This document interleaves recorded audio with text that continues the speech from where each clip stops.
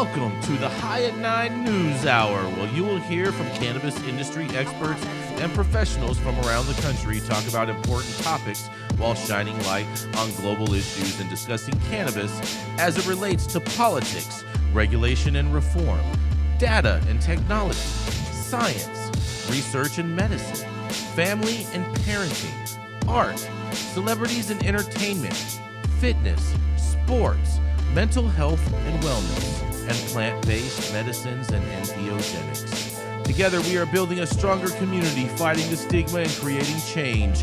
With your hosts, Jason Beck and Rico Lamitte, joined by special industry expert correspondents from around the country, and daily antics brought to you by Cannabis.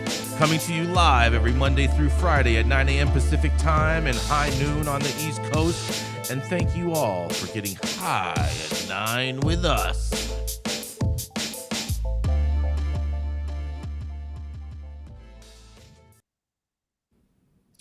Oh, yeah. Good morning, everybody.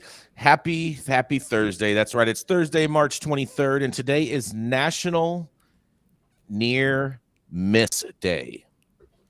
Near miss because when you shoot, sometimes you miss. National Tamale Day.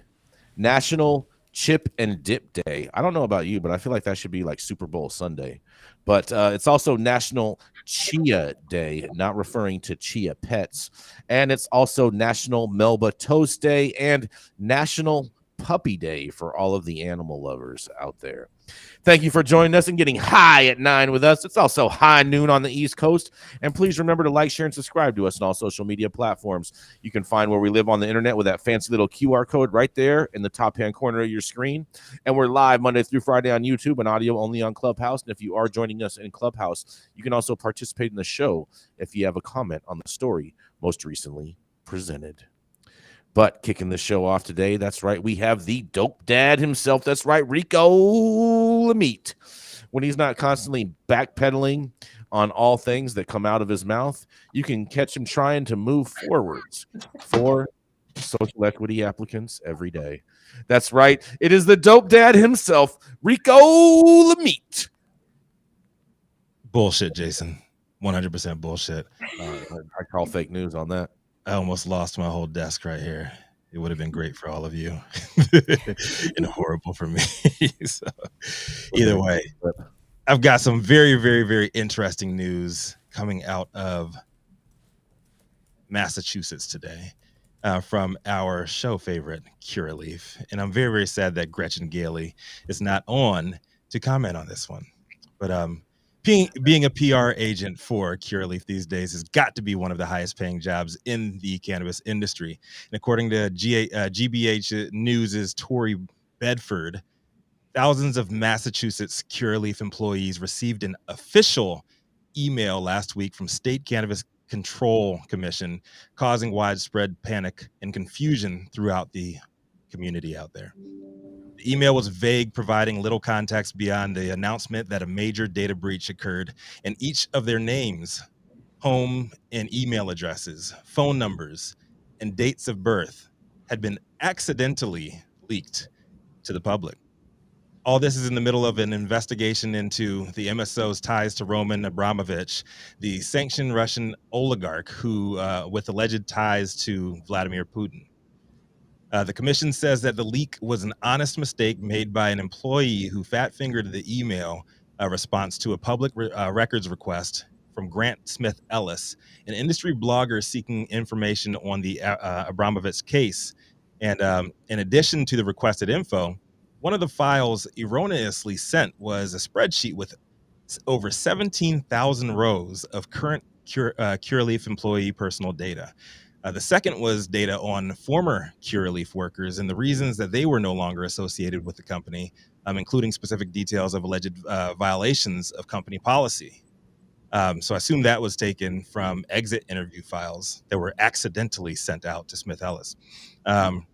He said that he never released the unrequested data, and the story he actually published stuck to its claimed original content to publicize salacious interagency communication between state commissioners regarding his investigation.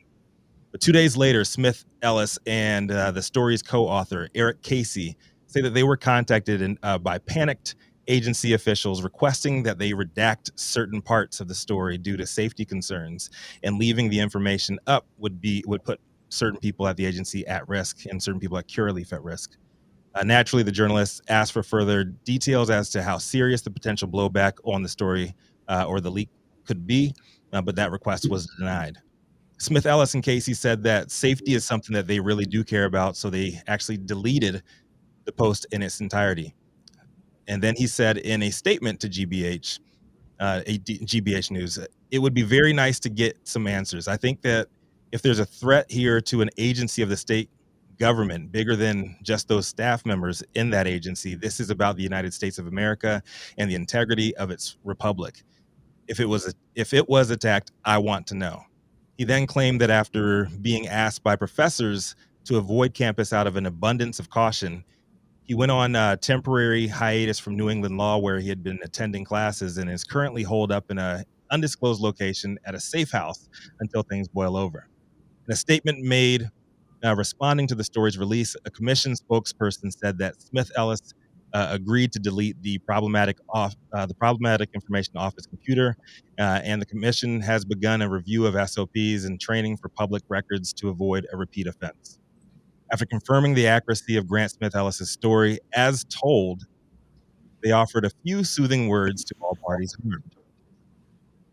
Given the ongoing and confidential nature of the investigation, the materials should not have been produced or distributed. Out of an abundance of caution, the agency also asked the requester to eliminate any references to implicated staff communications in reporting about the records request and on social media. This is now a series of fires on several different fronts, but at this point, the best thing for us to do is be honest. This was a mistake. This should have never happened. This was avoidable. This was preventable, and we're going to suffer the consequences as a result. End quote. The statement made no mention of whether Joe Biden was still employed at the agency or not. I'm sure the thousands of exposed Curaleaf employees feel a whole lot safer now after being doxxed by an agency tasked to keep you, your colleagues, and consumers of the products that you sell safe. The same agency appointed to keep tabs on your entire organization, that believes that there's no such thing as overtaxation or overregulation, in the middle of investigating the guy who funded your company, who just so happens to be a sanctioned Russian oligarch with alleged ties to an international war criminal. It's okay. Everything is fine. I guess the silver lining here is Curaleaf, Massachusetts, is now unionized as of at the end of last year. So I'm sure we'll soon see or hear a statement from the UFCW Local 328. I'm super sad that our in-house Kremlin expert, Gretchen Gailey, is not here to comment on this one, but I'm still very interested to hear everybody else's take. I'm Rico Lamitte, Dope is That on the Street, High 9 News. What do you think about this one, Jason? Oh man, I have so much to say, but I know Sean is just probably just like just cannot wait to say some crazy shit. So I want to hear what at the Sean bit has to right say now, first. Sean. Yeah. You know what is interesting? I mean, this isn't the first time, and we've seen other state agencies release information. I think it was Nevada released all the information of every patient in the state who had a medical marijuana card like 3 or 4 years ago. The reality is we've created this mess ourselves. We've created an oligarchy of rich people who then use they own these state regulatory authorities. And I got to give, Smith Ellis, I got to give him a big shout out. I mean, he's been online. He's been harassing. These are the people we need. We need people like him in places like Michigan to talk about that research debacle that went down that they're trying to cover up. We need Freedom of Information Acts there. I mean, this is not unique to what's going on back east. It is corrupt across the board, west to east, and we saw it first in California, and it's going to get worse. I really wonder Rico, crazy. what do you think the Russians are going to do with all this information that they stole from the state of Massachusetts? Sell it to the trap. I mean, that'd be a good use of it. That would get them out of Curaleaf. Are you sure they're not just going to like sell this to the CEO of TikTok or something like that? Ooh, why not? Yeah, They they could gift it to him in DC right now. That's I've right. been watching those hearings. What a witch hunt. You know, Oh the thing man, I is, love it. cannabis smells, right? So and you can just Google who lives at 3715, Ridge Road, and then smell it, and then get the name and address of the person and add it to your list. I don't feel like this is super privileged information, and It this is. is huge. Yeah, I I think just it's don't. I super just don't privileged understand information. how somebody at your agency doesn't know the difference between like personal employee files and I guess like email communications that were probably segregated just sent out to the Hold on. media. Let's There's keep no way it that this real was for a second. accidentally sent out. Let's keep it super real for a second, okay? Yeah. As an employer, you have to keep your employee records super, super, super secure, especially in the cannabis business, okay? Super, super secure, due to identity theft and a whole number of things. And if you don't keep those things extra, extra secure, and people are just able to access them, you can be fined heavily.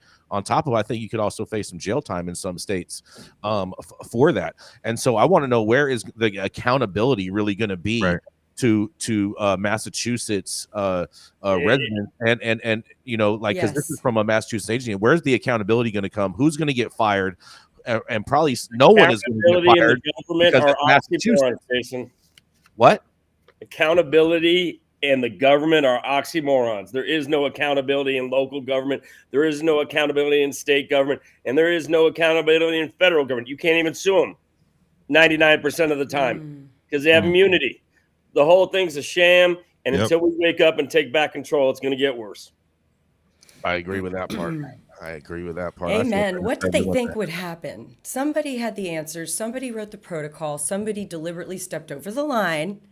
Deliberately. They're not stupid. They don't get these jobs because they're stupid. They get these jobs because they know the right people. They can play the game, and they know they're stepping over the line, and what's gonna fucking happen? I wonder if who's gonna get hurt. You know what I really wonder? People, the consumer, my information. I'm gonna go down a rabbit hole with you guys for a second. I just really wonder if the Russians knew exactly what they were doing by getting this information. If there happens to be someone that they're trying to find that's in like some type of witness protection program of some sort, they got placed as a cannabis employee in the state of Massachusetts, and they're trying to find out who this person is and where they live. You think it's one employee? I think it's probably a litany of them. Splinter cells. I don't know. They're going to activate them. Let's make a movie. Oh man, it sounds like a fucking movie. We need to recruit Liam Neeson for this. Yes. 100. Yes. Yes. He'll get it back. Whatever is lost, he'll get back. Yeah. Dale play the Liam Neeson character. Get the file. Get the file. In that butthole. Oh man, this was a great story. Thank you so much for bringing this up, Rico. Yeah, this one's crazy. This one is crazy. Unfortunately, the guy who, I mean, he says, I had to say allegedly, he's claiming this stuff, but I mean, I don't know. That's the disconnect that I couldn't make. There is he said all this shit, and then he said that he is holed up somewhere in secrecy, but somebody knows who you are, and if they got this information, then chances are the reporter that you talk to is being watched, and her information has probably been compromised too. So I'm willing to bet I know where they are. They're in the same bunker with Edward Snowden. We gotta go to a commercial. Yeah, isn't it? How's it going, guys? Saman Razani coming to you from Green Street here with Jason Beck, smoking on the best weed in the world. Did you know that we have an audio-only version of our podcast available on Apple, Google, Amazon, iHeartRadio, and Spotify? Tune in now and check it out. All right. So broadcasting live from Green Street, the highest Republican in the game, well known by many for smoking on the best weed in the world, and also the cannabis industry's longest continuously operating retailer. And I'm sure none of those 1.5 million grift dollars raised by his favorite ex-president this week to fight off the haters came from him. But I will digress. Up next. You know what's funny you mentioned all of that, Rico, because my story actually does deal with a grift fund of some sorts, which I'm pretty sure that you will enjoy because You're familiar with that as an avid student of your mentor, Donald J. Trump. I have an original story here for you guys. Bring it. All right. So here you go. I put this together real fast this morning for everybody, so I hope everybody enjoys. Because yesterday, New York's GOP comes out blasting the slow rollout of the NYC program and effects on public safety. And then Governor Hochul blasts right back fast. That's right. Assembly Republicans wrote to Governor Hochul and Controller Tom D. Naproni today, and this was yesterday, calling for an audit of the state's cannabis program and enforcement plan to address the growing number of illegal stores. The state GOP lawmakers came out swinging on a slow rollout of the adult use market in a quote, to date. And this is out of the letter to the governor. In a quote, to date, fewer than 10 stores have opened. The state's delayed and dysfunctional implementation has predictably opened a window for illegal cannabis shops to gain a foothold, and they have seized the opportunity because the state is responsible for creating the current market conditions. We would like to know how state officials intend to respond. In another quote, the passage of Marijuana Regulation and Taxation Act, the MRTA, in 2021 was met with celebration and lofty promises by those who supported the measure. More than 2 years later, few, if any, of those promises have been met. And the letter continues to say, to date, fewer than 10 stores have opened. The state's delayed and dysfunctional implementation has predictably opened a window for the illegal cannabis shops to gain a foothold, and they have seized the opportunity. Mayor Eric Adams estimates approximately 1,500 illegal shops are operating in New York City alone. New York is not the first state to open up a cannabis retail market. However, rather than give proper consideration to qualified individuals and organizations with experience and a track record of success, the OCM, the Office of Cannabis Management, has prioritized applicants with criminal histories and drug offenses in its attempt to fund the approach. The Dormitory Authority of the State of New York, DASNY, D-A-S-N-Y, who was tasked with raising a $150 million social equity cannabis investment fund. At last report, DASNY isn't even close to meeting that obligation. So now here's Governor Hochul's comeback. So Governor Hochul blasts back by introducing legislation to clean up the mess. Legislation will allow the state to shut down illegal cannabis storefront dispensaries as quickly as possible. Stores could be fined more than $10,000 per day for unlawful activities. She says this will strengthen ongoing enforcement efforts by giving new enforcement powers to the Office of Cannabis Management and the Department of Taxation and Finance. The law would maintain New York's nation-leading cannabis equity provisions while ensuring a heavily regulated cannabis industry that protects consumers and legal sales, she claims. I call BS on all of that. But whatever, we're going to continue. Over the past several weeks, I have been working with the legislature on new legislation to improve New York's regulatory structure for cannabis products, Governor Hochul said. The continued existence of illegal dispensaries is unacceptable, and we need additional enforcement tools to protect New Yorkers from dangerous products and support our equality initiatives. I am proud of our continued progress creating the entirely new legal cannabis industry and helping legal dispensaries open their doors to offer safer cannabis products to New Yorkers, she says. The new legislation, which is being introduced as a governor's program bill in the Senate and Assembly, amends the tax law and the cannabis law to enable the Office of Cannabis Management, the Department of Taxation and Finance, and local enforcement to enforce restrictions on unlicensed storefront dispensaries. The legislation does not impose any new penalties related to cannabis possession by an individual for personal use and does not allow law enforcement to perform enforcement actions against individuals. The legislation for the first time would allow OCM and DTF to crack down on unlicensed activity, protect New Yorkers, and ensure the success of new cannabis businesses in New York. The legislation would restructure current illicit cannabis penalties to give DTF peace officers enforcement authority, create a manageable, credible, fair enforcement system, and would impose new penalties for retailers that evade state cannabis taxes. Additionally, it would clarify and expand OCM's authority to seize illicit product, establish summary producers for OCM and other government entities to shut down unlicensed dispensaries, and create a framework for more effective cross-agency enforcement efforts. Violations of the law could lead to fines of $200,000 for illicit cannabis plants or products, and would allow OCM to fine businesses $10,000 per day for engaging in cannabis sales without a license. The Office of Cannabis Management Executive Director Chris Alexander said the success of New York's historic equity-based approach to cannabis industry depends on upholding our cannabis laws. Entrepreneurs looking to participate in our legal cannabis industry, especially justice-involved individuals looking for a CAURD license, are being economically harmed by bad actors failing their storefronts with products that are questionable, unregulated, and potentially dangerous.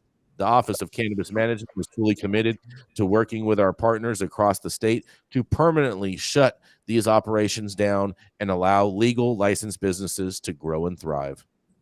Hold on, we got one more corny comment, you guys. New York State Acting Commissioner of Taxation and Finance, Amanda Hiller, said New York State is building its cannabis market while advancing the unique social equity components of the MRTA. Adult use cannabis taxes fund our schools and drug treatment and public education programs, and these taxes also contribute to the New York State Community Grants Reinvestment Fund, which reinvests tax revenue from cannabis sales to communities most impacted over policing and cannabis prohibition. The new essential tax enforcement capabilities will allow us to crack down on illegal operations and help ensure these overdue opportunities exist for those communities. Well, I mean, this all sounds like a whole bunch of hogwash to me, and a whole bunch of yeah, and they're not going to do nothing. But I want to hear what you guys have to say, and this is Jason Beck reporting for the High at 9 News. What do y'all say? Where's the New York GOP been on cannabis up until now, and up until Donald Trump comes to town? That's all you have to say about this, really? Real? Seriously? Oh, when did they say anything? I mean, they just came out to state the obvious, to let them know, hey, this is a failing program, and the do-nothing Democrats are pretty much doing nothing. Yeah, go ahead, Sean. Well, a couple things. One, the people who pushed this overtaxed, overregulated model should be ashamed of themselves. And we only have ourselves to blame, arming these wacko prohibitionists now who are using the blowback and bad policy against us. And, you know, where are the adults? Because I will tell you, all this shit talking in New York and New Jersey, it doesn't matter who the fuck's in charge. We don't have adults in charge because they're not talking about the real issues. And that is all the blowback is because we're overtaxing and overregulating a weed. And until we can defeat the illicit market, none of this shit is going to work. And that's what we're not dealing with. We're worried about privileged politics, and we can't even get cannabis out of the back alleys in our kids' high school because we have a booming illicit market because our legal market's a fucking joke, and no one's talking about the real issues. Very true. Dr. Mary, what do you think? You're like hands on the ground in New York and get to see the trap market every day. I mean, I think when this whole industry rolled out, I'd have to agree that's a very astute assessment that you just gave to, you know, I think we thought that, I mean, people thought, I didn't agree, but people have told me that you need to have a whole bunch of corporate dollars in cannabis because that's going to make it it's going to make the whole industry better. I've never seen corporations come into medicine and make it better. And Exactly. and I certainly haven't seen that. Really, I haven't seen any industry that they don't do anything other than concentrate wealth and rip people off. So yeah, I mean, I just don't know what to say. I feel like this industry should have grown, not from the point of view of like pumping millions into it from greedy corporations, but identified the workers that are already building, growing, and have an industry in place, and legalize that industry and give them the licenses to continue to do what they've spent their life doing. You know, So, Dr. they're Mary, the ones who understand this industry. So, Dr. Mary, you're advocating that anyone that's open up and operating and actually selling product, that New York should just give a license to, because they're already open and operating, and they might as well, if you can't beat them, join them. Basically, is what you're saying. Because Well, I'm advocating for a change in approach 20 years ago when this whole thing started to go down. I mean, at this point, you're so far down this rabbit hole, and everybody's protecting the licensees, and we have to do that, I guess. The But 10 people, the business- 10 people in New York, Business the 10 drives licenses. business, and business has created the industry. You know, it wasn't an industry; it was a plant that, you know, our shaman grew and our people grew as a medicine. And when it was recognized to have these amazing miraculous properties, it was then patented and turned into something that, you know, we could sell, buy and sell. And that's really why it's just so fucked. And I think, you know, New York is just it's a beautiful, just microcosm, melting pot, insane spot of action and energy. And it's like, yeah, there are going to be problems. You're not going to, the illicit market isn't going anywhere. The legacy market's not going anywhere. How are they really? I mean, how are they really? I mean, if you have a bodega, okay, let's just say you have a bodega, legal trap bodega, and you're selling all kinds of other stuff, and you're selling weed too. I mean, doesn't it make sense if they're going to come around and do this kind of enforcement, you just kind of hide the weed and wait until people ask for it? I'm going to let You know you what I mean? guys in on it. And then how are they going to know if you're selling it or not? You don't know this, but there has been a huge industry around weed for a very long time. Exactly. But all these delivery give me a break. Like, weed is something new in the last 20 years. People have been paying their rent and buying their cars with weed for a very long time. Right. We legalized it to save the environment, and we have more grows on land, you know, national and state lands than ever. We legalize this to stop the criminality, but the black market's stronger than ever. You know, bottom line, this is Klaus Schwab from the World Bank. This is his view. The view that government aligns itself with 20%, 10, 15%. Karl Marx called them Proletariat. Yeah, but they no, there's another word for it. But that's what it is. The few government with taxes in mind partnered with an oligarchy of rich fucks. Excuse my language. And I was on Wall Street, so at one point I was a rich fuck. Probably, you know. Still why don't you call them what they really are? Limousine liberals. But yeah, well, those exist versus asshole conservatives. So we got problems on both sides, right? And the bottom line is the people get left behind, and we're dealing with the blowback. And the rich people rise above it behind their guarded gates because they don't deal with it. And it's NIMBYism, and I'll get to it in my story. It's going to get worse. And unless we stand up and take our cannabis market back, it is going to blow back. And I think cannabis might become like abortion. Oh boy. I'm not getting into that one. But we do have a comment from Choo Choo in the chat that I kind of like. It says, and he's out in New York all the time. That he says the bodegas always sold weed. Now it's just kind of on display. Yeah. What, right, Dr. Mary? I rest my case. Yeah, you second that? Mm-hmm. Yeah, I think, I mean, this whole thing is, I mean, with your story today, Jason, they're just trying to add, you know, a little like back and forth, like the right versus the left here. I think it's just a failed concept from the beginning. Kathy Hochul I mean, she outkicked the coverage, right? Yeah. she never should have written those checks that she couldn't cash, that the state couldn't cash. We called that shit from the beginning, and I'm so fucking pissed that Gretchen isn't on with us today for both of these stories, because Gretchen was like, "Oh, it's going to happen," and they just wanted a photo op to say they got it done at the end of last year. She goes into a store and doesn't even do a photo op and even support the local business by buying a T-shirt or a grinder. There's like, she could have bought anything, even if she didn't want to She buy a just fucking left weed. a donation and say, "Hey, you know what? I support your guys' business, and here's $20 as a The political growth of statement." this industry is so It's crazy. ridiculous. Like, in Yeah, what just other industry do hubris. you decide you're going to do something and then you say, you know, I know you guys have been growing and transporting and delivering, and you have established markets and distribution, but I'm going to work with these guys that are brand new and try to create the whole thing all over again. Because they deserve it. At least, because they deserve it. in election season, at least you see all these candidates going down to Iowa and deep throating corn dogs. I guarantee those aren't even in their fucking regular rotation. They'll do that, but you can't go into a weed store and buy a grinder or buy a T-shirt or some shit like that. Like, it's bad politics. It's bad politics. But Jason, are you saying? Am I hearing you just say, like, I don't know? I know that you mostly take the side of the corporation, but it's corporations are people too, Liz. Yeah, okay.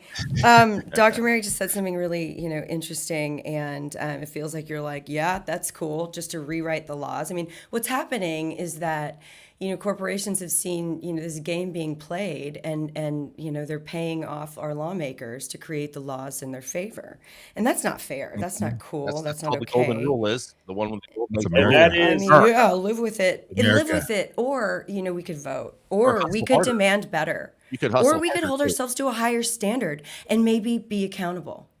I don't know. Call me crazy, Liz. You're touching on regulatory capture. That's exactly what's going on, and ironically, the Controlled Substance Act is the gold standard of regulatory capture. It created our big pharma industry, right? It protects them. But the big problem, it focuses on individual compounds, which you can wrap IP around, and a multi-compound naturally occurring plant is left out. And that's why they're going to bring big pharma to this. And we need to preserve that whole plant cannabis access, that they will never allow us, the body sovereignty, to choose how we medicate and their medical. Because the problem is, once you call it a medicine, high taxes and extreme regulation that deny that medicine, it does not work. Oh, thank you so much. We got to keep this train moving. We're a little behind schedule right now, but coming up next, that's right, he's filling in for Gretchen today. He got to go on a date with Gretchen last week, and now he's filling in for her today.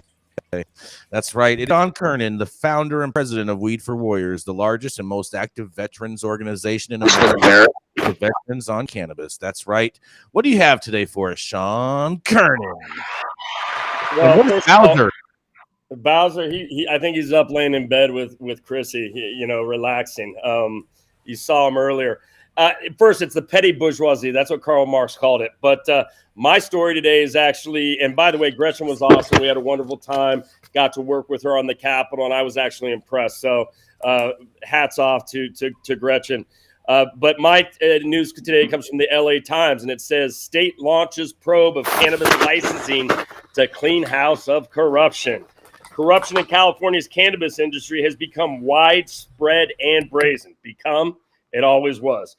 There have been pay-to-play schemes, including a demand for cash and brown paper bags for a pot license, threats of violence against local officials and city council members accepting money from cannabis businesses, even as they regulated them. The inquiry requested by Assembly Member Reggie Joynes Sawyer, Democrat of Los Angeles, because LA is a shining example of what's right, and authorized Wednesday by the State Joint Legislative Audit Committee, comes more than 6 years after California voters approved Proposition 64. I think Newsom said it should be working by now. The ballot measure that legalized recreational cannabis unleashed a wave of corruption that has afflicted local governments in rural Northern California enclaves and towns like Calexico near the Mexican border. They'll be looking for patterns in the licensing rules that indicate whether certain practices are more susceptible to fraud and abuse, State Auditor Grant Parks told lawmakers Wednesday. They also will be reviewing a fairly good sample of cannabis permits to check whether local authorities followed rules they had set, he said. The findings could form the basis of legislation and new regulations governing licensing. In an interview, Join Soro hailed the action as a step forward. If we don't clean house, nobody else will. I trust that one. I think this will prove to the public that we take corruption very seriously. I have to laugh, said Join Soro, who declared himself the state's cannabis cop after publication of this extensive Times investigation that said what everyone already knew. At Wednesday's hearing, Amy Jenkins, representing the California Cannabis Industry Association, blamed local regulations for the corruption problem. I'm a loss for words. Arguing that measures such as licensing caps allowed municipal leaders to pick winners and losers in the market and open up opportunities for payoff. And I truncated that. I don't need to read the whole thing. You can finish reading it at the LA Times. This is nothing but a diversion. They are blaming local control, which is 100% accurate. But what they're not talking about is overtaxation. What they are not talking about is overregulation. And what they aren't talking about is that all these assholes have their hands in the cookie jar, and they're just a bunch of economic dunces and basically ran us, the entire industry in California, off a cliff. And families and people have lost their livelihood, generational wealth, trying to believe in a country that they had an opportunity that they never had an opportunity. That's what we're with. This is what we're dealing with. And the clowns who drove us off a cliff are now acting like they're going to investigate it and clean it up. Give me a fucking break. A lot of names in there, Mr. Kernan. I'm sorry. I'm infantry airborne. I cuss a lot. No, I wasn't talking about that. I was talking about the actual people's names that claim that they're going to clean up the mess that they've created. Oh, no, I was saying cussing. Uh-huh. Yeah, this is those names are bad words in my mind, but hey, whatever. This is an ongoing theme for conservatives and liberals alike. You're just like trying to clean up the fucking same messes that you created. We're all the same. Mm-hmm. The rich have control of both parties and divide us over shit that barely affect any of us. Yeah, the trap though will always win. Well, the people will always win, and that's what you get. Bottom line is, if you don't bring the people along, they're going to create their own market, and then we're going to be back at ground zero again. What the fuck are we doing, and what did we do? I mean, does anyone with that mouth? Oh, that was good. That was good. We do have Steven up from the audience in Clubhouse to comment on this. Steven, what do you have to say on this? Wow. I mean, it's absolutely no surprise. I mean, obviously, I'm a cultivator here in California. And yeah, the utter freaking corruption that's been occurring has just been jaw-dropping. And if you don't think it's happening throughout the government, throughout the country, you're off your freaking rocker, because it's the same story in every freaking state that's adopted a legal cannabis. We were way better off medical because we traded a right for a privilege. When you trade a right for a privilege, you automatically fuck yourself. Mm-hmm. Amen. Yep. Thank you. And we also have Dr. Felicia Dawson joining us in the Clubhouse audience. Yeah. Something to say. What do you have to say on this, Dr. Felicia? Hey, everybody. I agree with everything that's been stated about the failures of the legal market. For me, it goes back even further than that. I mean, all drug laws in general originate in fear and racism, and the plant should have never been made illegal in the first place. So where they really got to start is decriminalizing, descheduling, and then for those who wish to have a guaranteed safe product, find a way to regulate and decrease taxes so that the public who don't live some people don't live a mile or two away from a cannabis farm where they can actually observe the practices and make sure they're getting clean product. Everybody is not that blessed to be near a cannabis farm. So there needs to be a way for the average person to be able to access a clean product, a safe product.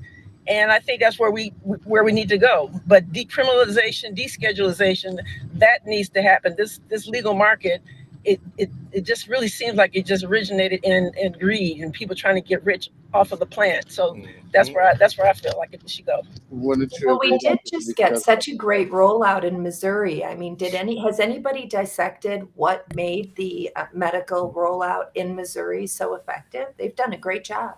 I can tell you what's made the medical market in Missouri so effective is the fact that all of the surrounding states have either nothing in place or they have severe, very restrictive practices or gross overtaxation like what you would see in Illinois. So therefore, Missouri is the pop in place right now. And they've been working on it for years too. They didn't front run it like Kathy Hochul saying like, oh yeah, we're going to be doing this exactly on this date in a couple of months. They've been We're going working to have on 100 stores open by the beginning of the year. Right. Missouri's been working on that shit, I think, since like 2018, 2017, 2018. They started formulating all that and just building from the ground up. And it came here and they were ready for the market. So big ups. You have what's interesting about Missouri is you still have an access issue because the average age is $45. And you know, let's take a disabled price. That's a good price for the market. It's a good price, but let me give you an example. Weed Forest has a bunch of vets down there, and they get $3,000 a month as 100% disabled vets. For the NIDA program, that 10 cans said 8 to 10 joints, 1 gram joints a day. So that's what the federal dosing is. If you just take 3 joints from an eighth times $30, $45, you're basically above $1,200 before tax that you've got to pay. If there's no tax, that's the after tax price because medical, whatever. 40% of somebody's income to choose a third of the federal dosing to Medicaid. And I go through, you see how I smoke these, I go through 20, 30 a day. And so it's not working. And you do have a burgeoning illicit market there. One thing I've noticed, though, a lot of these states, especially the South, had nothing, had life in jail. So it's been such a movement where now they've have it in decriminalized possession. Many of the black market issues are going to catch up to them, the same issues they're having. Florida's a perfect example, right? There's a huge illicit market in Florida, and that's where a lot of our vets in Missouri go. But bottom line is you still have an access issue. You know why there's such a huge illicit market in Florida, right, Sean? Because the legal market sucks. It's inaccessible. Has nothing to do with that. Has nothing to do with that. Because if you live in Florida, you're just naturally richer because they have no income tax and they have a lot less taxes that you have to pay as Americans. So you get to keep more of your money. So therefore, they have more money to spend on stuff that they want to spend more money on. Yeah, what you're talking about. I'm a Wall Street guy. I have a lot of friends who have moved from New York down to Florida and running their hedge funds down in Florida now.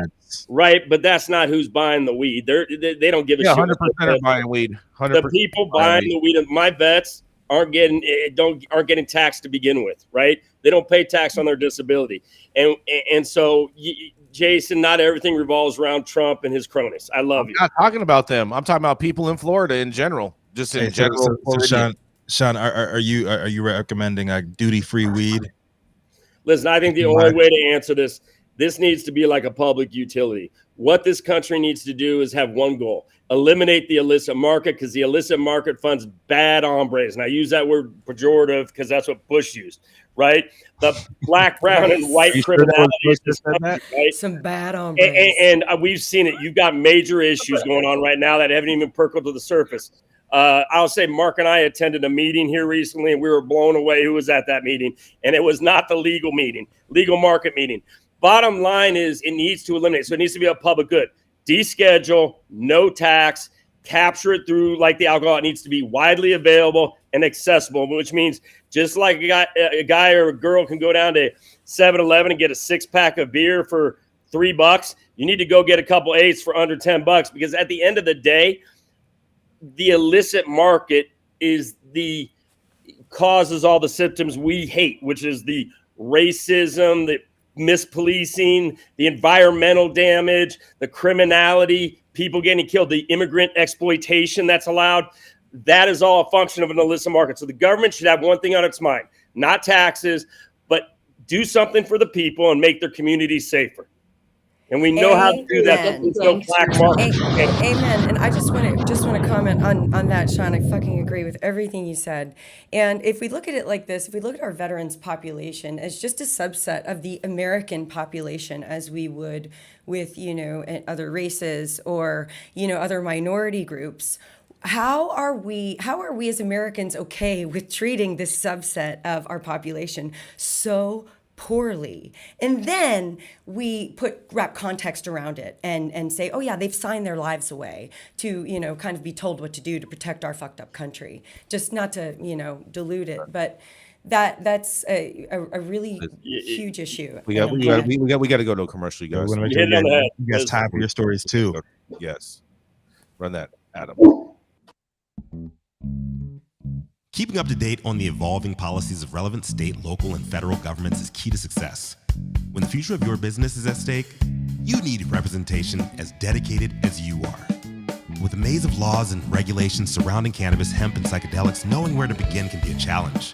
Good thing the law offices of Omar Figueroa features a skilled, highly focused team ready to guide you through it all. They're accepting new clients in California and New York. So make sure you check them out at info@omarfigueroa.com.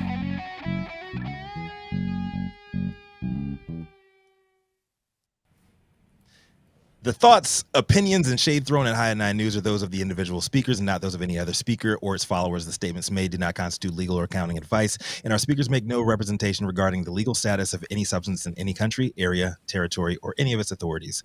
The views expressed in this room do not establish any fiduciary responsibility or relationship. Our sponsors do not imply or constitute any endorsement by us or the expression of any opinion whatsoever on the part of any speaker on stage. If you are an easily offended person, stop. Because Russia is listening. Control Tower from Highly Educated has perfected the dab. Utilizing the concept of thin film evaporation, you can waste none of it and taste all of it. The micro texture of the SE pillar increases nucleation at elevated temperatures. And with the tower propelling at 2,600 RPMs, it's certainly the most efficient dab experience to date. The Control Tower from Highly Educated. It's like porno music. It was awesome. I don't Great know commercial. about that commercial.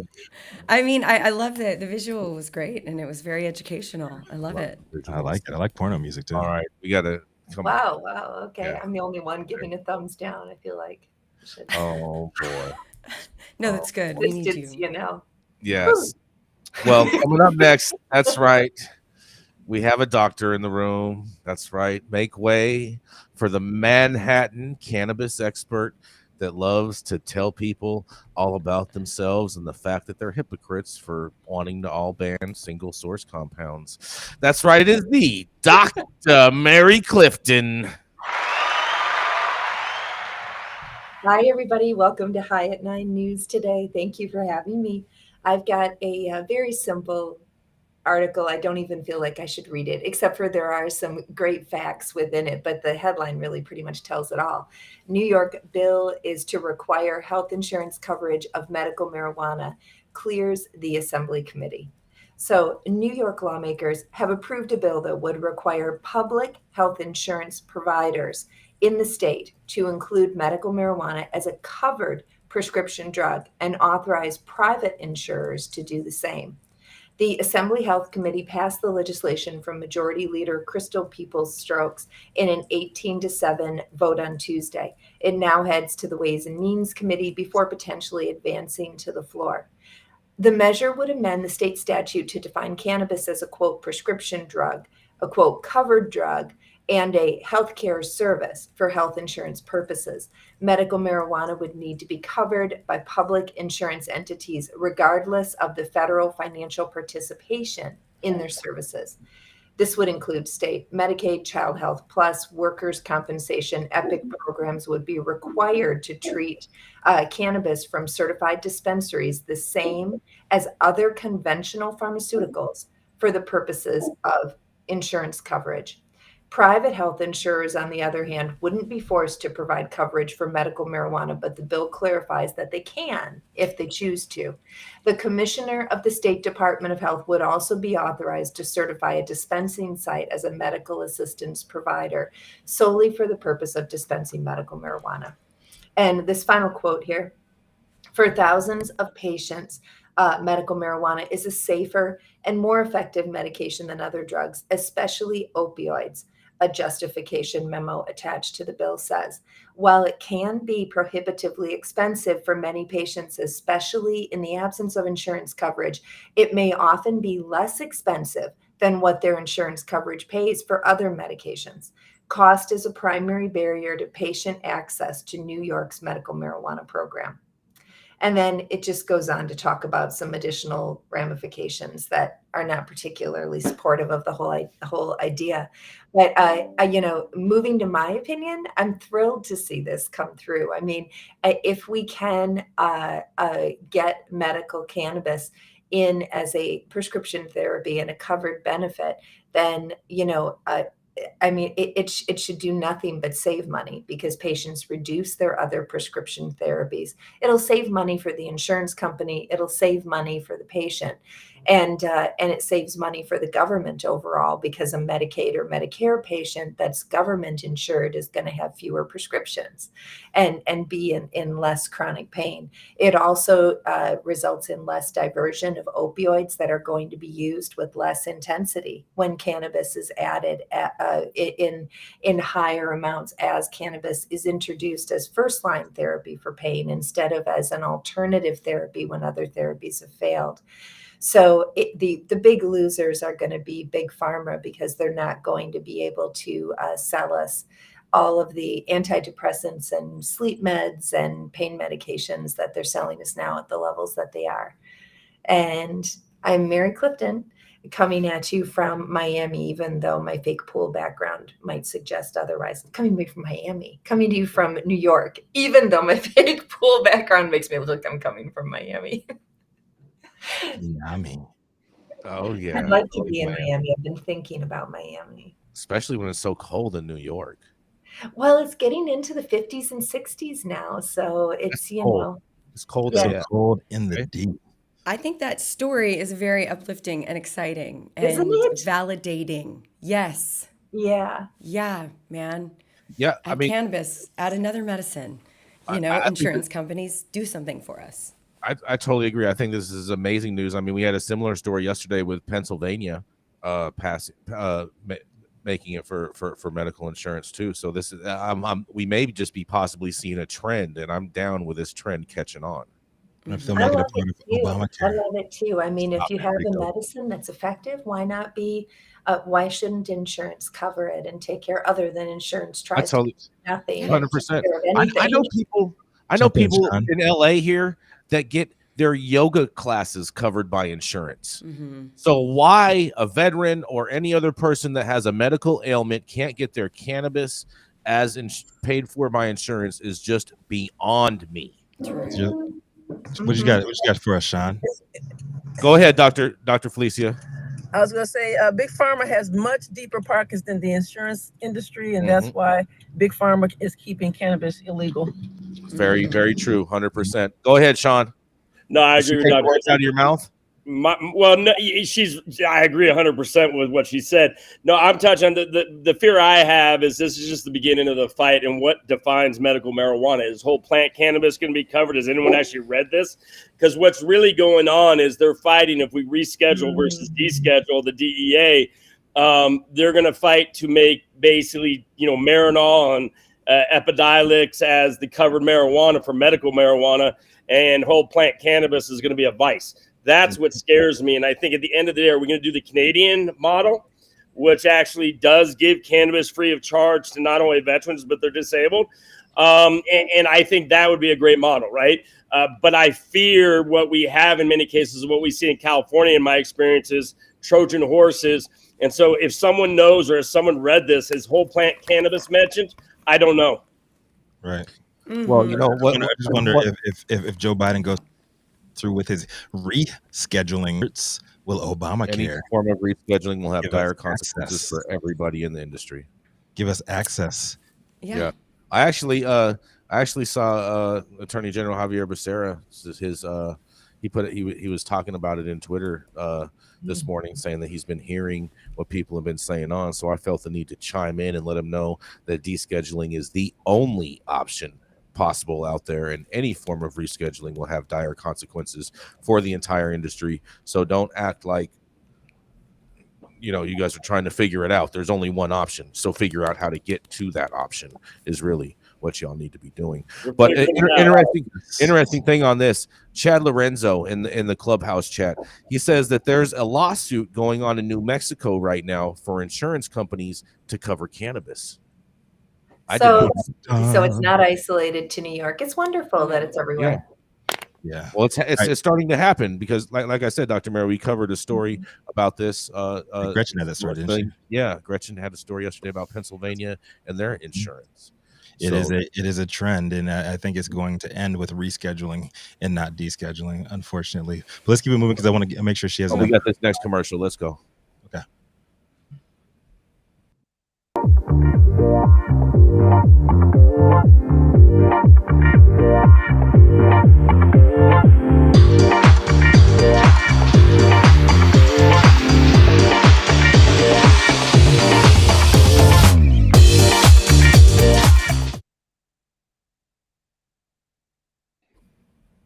She is an advocate, storyteller, co-founder of Grow House Media, and the host of Feminized Podcast, where she interviews some of the dopest women in the game. And I'd like to personally congratulate her because I didn't get to do this last week.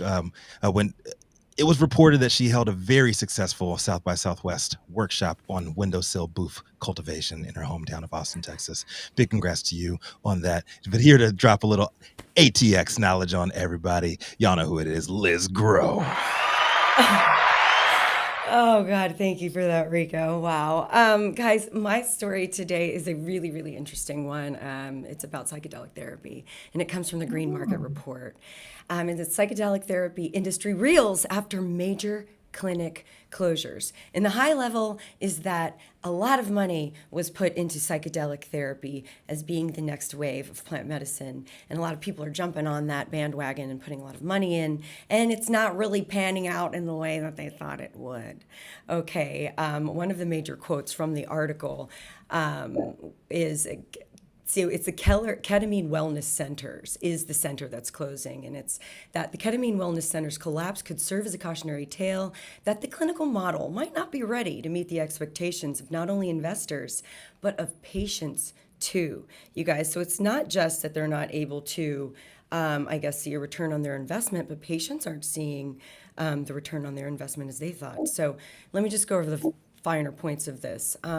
It's grown rapidly, with the loosening of legal restrictions and growing investor interest. But the closure of the Ketamine Wellness Centers and other psychedelic treatment centers shows that the industry may be in need of a new vision and business model. It highlights the challenges of the clinical model, which includes reliance on external funding and pressure to expand quickly, regulatory uncertainty, and high costs for patients. So if you guys have felt like the psychedelics industry has been moving like lightning fast, it has. It really, really has. And that's not to say that there isn't something there. I don't want to come across as if it doesn't sound like I support it. I have been interested in psychedelics for a very long time from a probably more of an academic perspective than like taking them myself. And recently I've started down that journey. I'd say recently around the last 3, 4, 5 years. So anyway, it's just really, really interesting because you hear about them being, the next coming of Christ. But then you also, you see holes, in the model. You see so many people saying that this is such a great thing. It's like, wait a minute, if everybody thinks this is such a great thing, that's kind of weird. There's got to be something that's not great about it. I mean, it does feel like there's a rush to the market here. So there is a company called Field Trip, and they had a closure of their facilities across the country. And there was also a shutdown of Oregon's Synthesis Institute. Right. So this also, it shows that the challenges aren't limited to just ketamine clinics, but, all sorts of kind of psychedelic endeavors. And what's funny is one of the companies that's kind of going under is a company called AdeliaCarillo. DELIC. And the executive chairman is Matt Stang, who is the former Chief Revenue Officer of High Times. So I thought that was really interesting. But anyway, you guys, I highly recommend you reading more in Green Market Report about the closure of these psychedelic therapy clinics across the country, and get a better picture of, I think, maybe where things really are with psychedelic therapy in general. Because the most important thing is that patients aren't led down a path that they themselves can't come back from. There are story after story about patients who have been truly damaged by psychedelic therapies, mostly the clinicians taking advantage, but the stories are out there and we just can't deny it. And so I feel like obviously the money is going to tell a story as well. So this is Liz Groh reporting from deep in the heart of Texas for Live at 9 News. I'd love to hear what you guys think. Hey, real quick, because we are almost at the top of the hour here. Me and Jason were talking about this. I'm so glad that you covered this one today, Liz. All right, so a couple quick things. This is, the bubble is bursting. And if you look at Green Market Report did, I think, the best job of breaking down like all of the players with this whole story. But if you can read the different utterances over media to see the different perspectives of how it went down, it's all fucked up. It all started back when Delic or Delic, whatever the name of, I think it's Delic, like psychedelic, Delic. I like the lip company, right?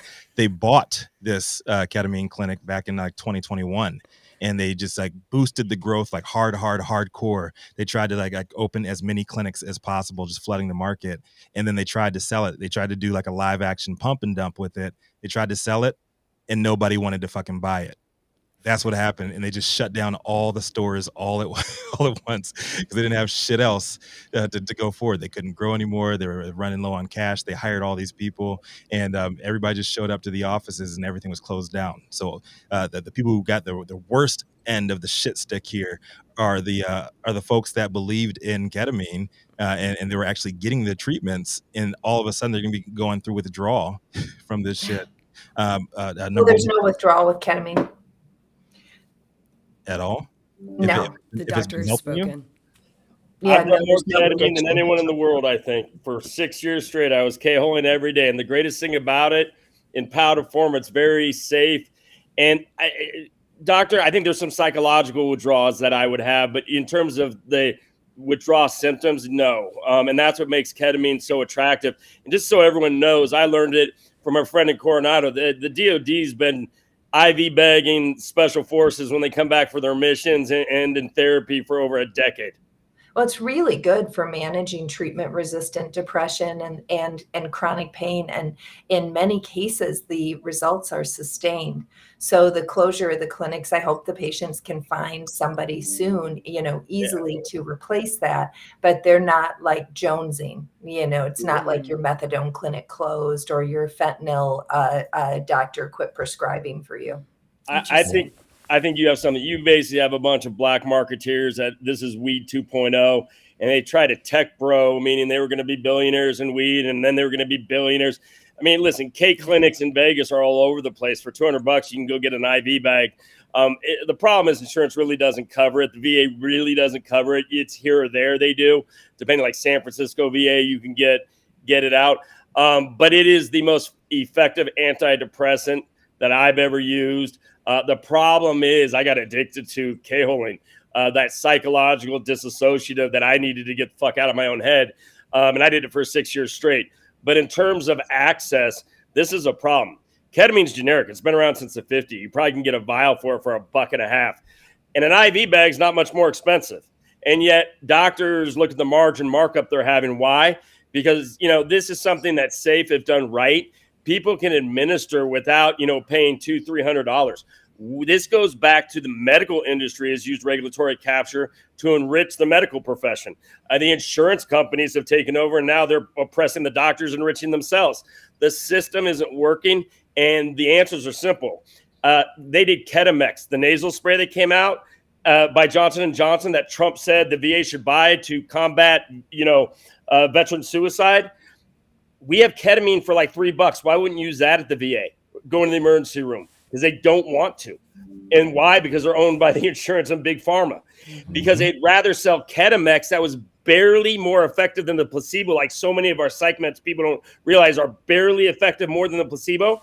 And Ketamix, I think they started trying to sell for $20,000 a month. When you have a $6 alternative between a generic and an IV bag, something's awfully fucked up in our system when we can't get the best, most cost-effective care to the people, let alone veterans. And that's the problem we have in our country. Insurance and pharmaceutical industry are trying to do is reformulate ketamine so that it's not 72% effective in treatment-resistant depression. So and so that it's not going to last for as long as 2 years after the initial dose. So because nobody wants any cures, and that sounds an awful lot like a cure. 72% response rate and feeling. There's no money in a cure. Years on a There dose. is money in a QR, as in QR code. No, there's no money in a cure, though, right, Dr. I just wonder if Matt Stang and Chris, when they bought this clinic, if they bought it with High Times stock. Oh God! You know what? On that note, Rico, Nicholas, are you with us? Nicholas, are you with us? I see you there. Oh, there we go. All right, coming up next. Oh yeah, we have the blunt blowing Fresno activist who represents the Black conservative voice that Joe Biden would love to silence for even acknowledging it even exists. Here to change the narrative. That's right. It is the governor himself, Nicholas Wildstar. What's up, everybody? Malawian farmer Ethel Chalembe has paid out hundreds of dollars, cleared 15 acres of land, and got ready to be trained to cultivate cannabis. But after 2 years of waiting, she hasn't grown a single cannabis plant. Malawi legalized cannabis farming for industrial and medicinal use in February 2020, hoping to take advantage of the booming global demand and move away from the reliance on tobacco as an export crop.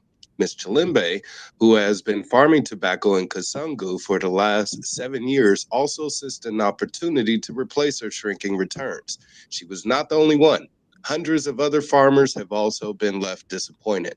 The United States Cannabis Association / Malawi, a private Malawian company, has been one of those at the center of this failure, yet it still hopes that things will work out. As part of its vision for how the country could benefit from cannabis, the government wanted to involve as many small-scale farmers as possible who would source seeds from local private companies and then sell the harvest back to them. But things didn't work out as planned. Where have we heard that before?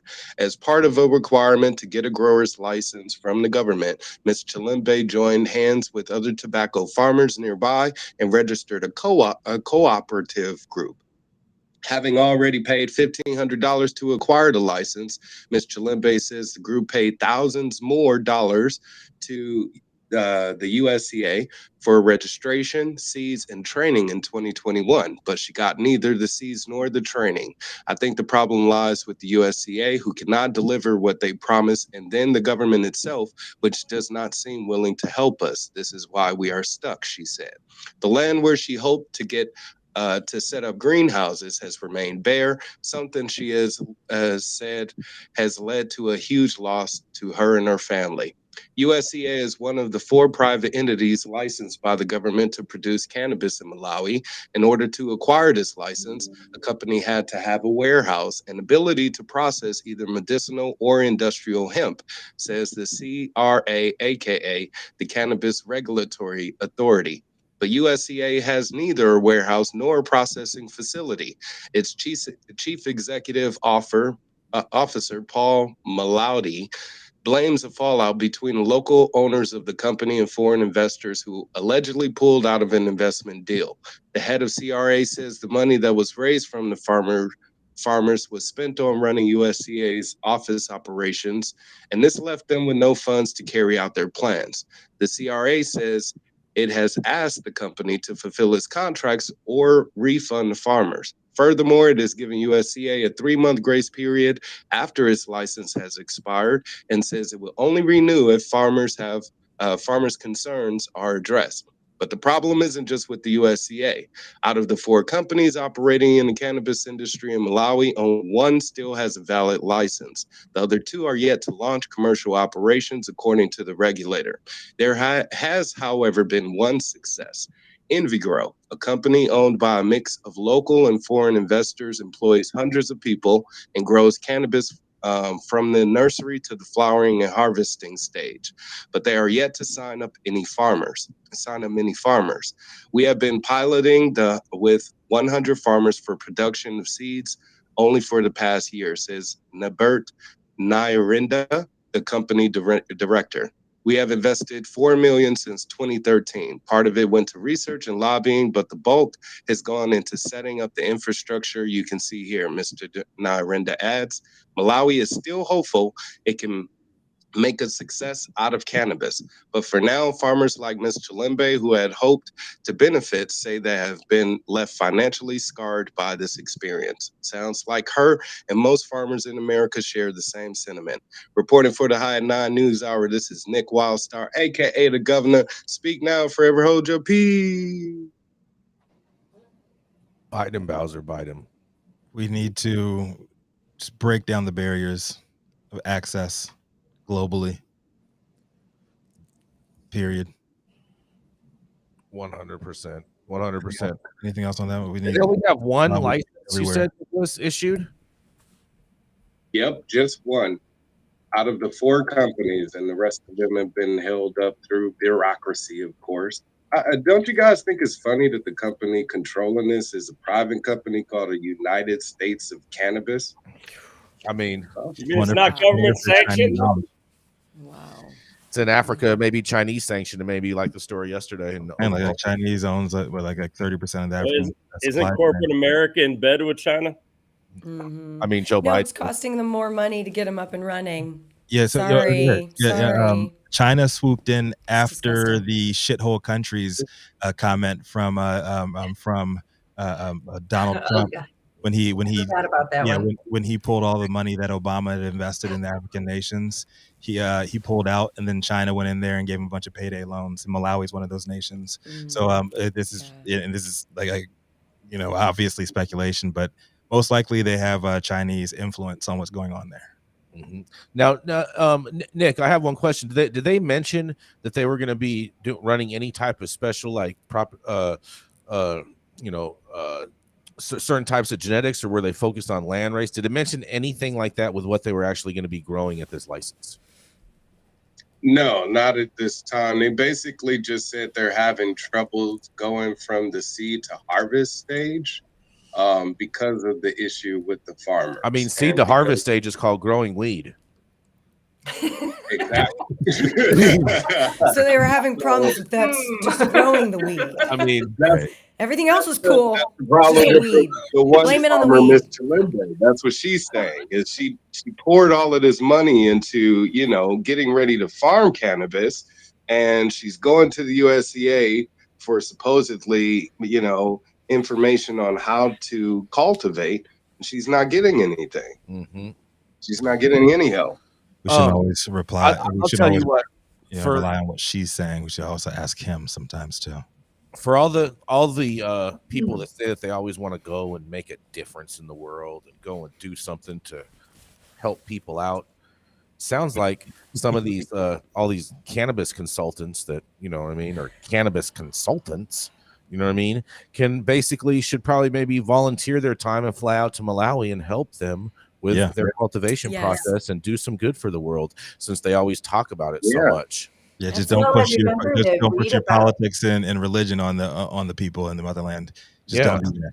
I remember reading about a London surgeon who was a really good field operator with wartime injuries, and he was working for a while. But then, they were bombing the hotels, hospitals in Syria, and they were. And he just wasn't safe. But he went back to London. He just wore a GoPro and did a lot of these procedures so that you could see the anatomy. And then he was available by video in London anytime for consultation. I mean, is the government really the only source of cultivation data for a Malawian who wants to grow weed? I mean, Right? we should get him some data from like BDS or Headset. I'm going to ask a smart friend who is just in the Virgin Islands and helping St. Thomas legalize and Thomas was never what Thomas was was that, never Nick? a saint. He was No, never. What was that, Nick? I Did you used to say roll with that motherfucker. From She was what the article says, the farmers are being reliant upon the government to provide them with that assistance, and that's what I'm saying. Is that kind of echoes throughout America as well as looking out for that assistance from government that you're supposed to be receiving and not getting that helping hand. So that's what's happening out in Malawi. Yes, Wow. thank you for providing insight on that, Governor. As always, man, 100%. miss you, brother. We got to link up. We got to link up like a Rico. chain on a Wu-Tang Clan member. But we got to close out now. Rico, I got one quick announcement before you close out, real quick. Yeah, hurry up, man. We have 15 Dan Spillane over at the Vortex in downtown LA, which is a cannabis friendly venue, is collecting money for our good friend, and a lot of people in the industry know, Ricky Palomino. He's a brilliant cannabis geneticist and dear friend to many in the cannabis community. Please head over to Instagram and visit on the business ONTHEBUS Business Insider. Business Insider. He's like, go to AJ Sour Diesel. Just put it in the comments. Go to AJ Sour Diesel and click through the post and support Ricky however you can. I know he has a GoFundMe and he's been posting around, but RBG Kush, Ricky's brothers Kush, RBK Kush, is the genetic that he has provided and is floating around in the legal market and has been in the trap market for years. But go ahead, Rico. Sorry about that. Yeah, no, Adam, can you put that in the Instagram? Or you could put that on the YouTube, please. All right, so thank you all out there for tuning in with us for yet another episode of High 9 News. You can always catch us weekdays 9 a.m. Pacific and high noon on the East Coast. Big shout out to our live audience members, our online supporters, tuning in and giving us feedback on the daily headlines of chaos, also known as the developing cannabis industry. And big shout out to our vetted industry correspondent team, tuning in from all over the global community, bringing us much needed variety of perspective and adding to our opinions and conversation. To our production team, thank you, Cloud Media Partners, House of Fuego, and the wonderful Jaja Simone over holding things down on Clubhouse, and all of our sponsors too. And out there to our haters, we love you all, but we really, really hope that Abramovich and all the Russians have tapped into your motherfucking computers and you get doxxed as well, motherfuckers. But Cannabis Sativa, you're the reason why we're here. We love you, and just take us out, man.